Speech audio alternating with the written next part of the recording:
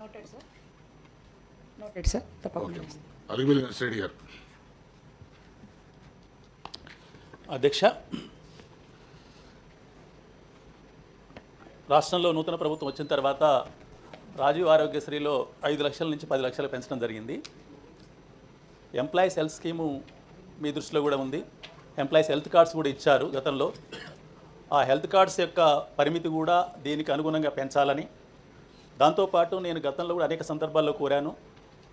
Health cards అనేవి పెన్షనర్లకు ఉన్నాయి, రెగ్యులర్ ఉద్యోగులకు మాత్రమే ఉంటాయి. 010 ద్వారా జీతం తీసుకునే వాళ్ళకి మాత్రమే ఉన్నాయి. వాళ్ళకే కాకుండా మన రాష్ట్రంలో 5 రకాల గురుకుల పాఠశాలలు పనిచేస్తున్నాయి. వారే కాదు, ఈ రాష్ట్ర ప్రభుత్వం అందరికీ ఆరోగ్య కార్డులు ఇద్దామనే ఆలోచనతో ఉన్నట్టు కూడా నేను పత్రికలో చూశాను. అందువల్ల ప్రభుత్వంలో ఏ స్థాయిలో ఏ రూపంలో పనిచేసినా కూడా వాళ్ళు అవుట్సోర్సింగ్ కానీ కాంట్రాక్ట్ కానీ ఏ పద్ధతిలో పనిచేస్తున్న ఉద్యోగులకైనా ఉపాధ్యాయులకైనా అందరికీ హెల్త్ కార్డ్స్ వచ్చే రకంగా అందరికీ హెల్త్ కార్డ్స్ ఇవ్వాలని చెప్పి తమ ద్వారా రాష్ట్ర ప్రభుత్వాన్ని విజ్ఞప్తి చేస్తున్నాను.